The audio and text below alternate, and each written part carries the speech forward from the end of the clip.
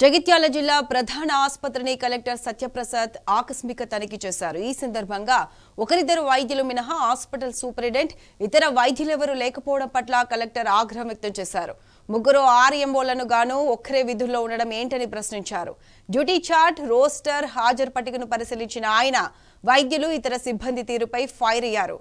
ఓవైపు విషజ్వరాలు వచ్చి ప్రజలు ఇబ్బందులు పడుతుంటే డాక్టర్లు అందుబాటులో లేకపోవడం పట్ల మండిపడ్డారు.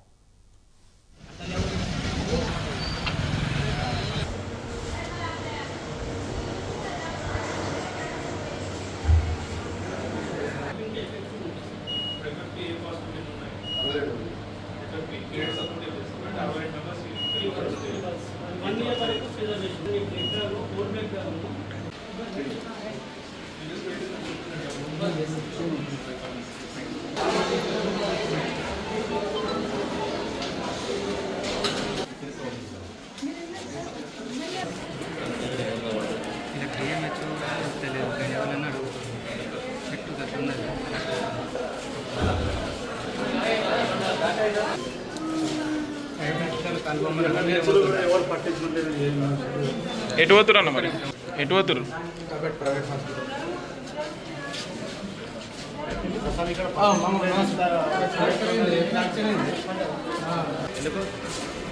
ఇక్కడ ఇంట్లో డ్యామేజ్ అయింది, పట్టించుకోవట్లేదు. సెకండ్ అయింది, ఎమర్జెన్సీ కూడా చూడలేదు కదా.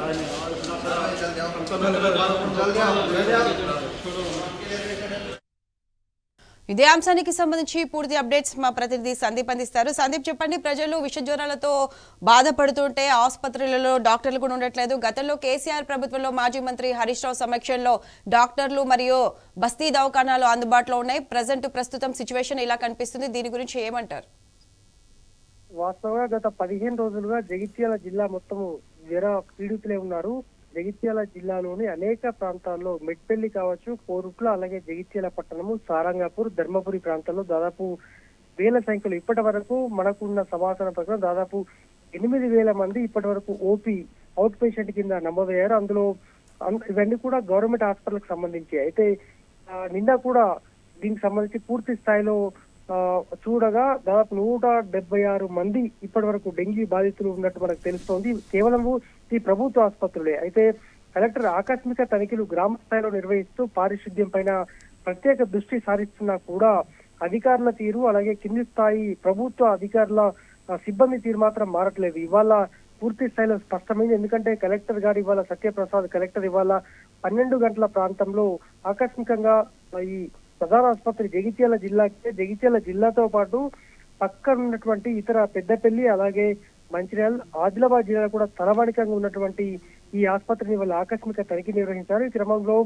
వాళ్ళ ముగ్గురు ఆర్ఎంఓలు, రోజు అందుబాటులో ఉండాల్సిన ముగ్గురు ఆర్ఎంఓలలో కేవలం ఒక్కరు మాత్రమే అందుబాటులో ఉన్నారు. అలాగే సూపరింటెండెంట్ గా ఉన్నటువంటి వ్యక్తి వారు కూడా అందుబాటులో లేరు. అయితే ఈ తనిఖీలో మరొక కీలకమైన అంశం, కలెక్టర్ వచ్చిన సందర్భంలో వివరాలు ఇచ్చేందుకు స్టాఫ్ నర్సులు కావచ్చు, ఇతర సిబ్బంది అక్కడ ఉండాల్సిన పరిస్థితి. కానీ వారు ఉక్కపోతో భరించలేక వారంతా కూడా ఏసీ రూమ్ లో ల్యాబ్ రూమ్ లో కూర్చున్నటువంటి పరిస్థితి. దీన్ని గుర్తించినటువంటి మీడియా వీడియో తీస్తుండగా ఆకస్మికంగా లేచి కలెక్టర్ దగ్గరికి వెళ్ళారు. దీనిపైన కూడా ఆయన సీరియస్ అయినట్టు మనకు తెలుస్తోంది. అలాగే దీంతో పాటు ఇప్పుడు డ్యూటీలో ఉన్నటువంటి ఆర్ఎంఓలు రోస్టర్ ఇవ్వాల్సిందిగా కోరారు. అయితే ఆయన నీళ్లు నమ్ముతూ సెల్ ఫోన్ చూసుకుంటూ ఇతర అధికారులతో మాట్లాడే ప్రయత్నం చేయగా కలెక్టర్ సీరియస్ అవుతూ, మీరెందుకు ఫోన్లు చూస్తూ తమాషాలు చేస్తున్నారు, వివరాలు ఇవ్వాల్సిందిగా మీరు ఎందుకు బాధ్యత లేదా అనుకుంటూ వారు కూడా సీరియస్ అయ్యారు. ఎందుకంటే జగిత్యాల జిల్లాలో గత కొన్ని రోజులుగా తీవ్రమైనటువంటి విష జ్వరాలు ప్రబలుతున్నాయి.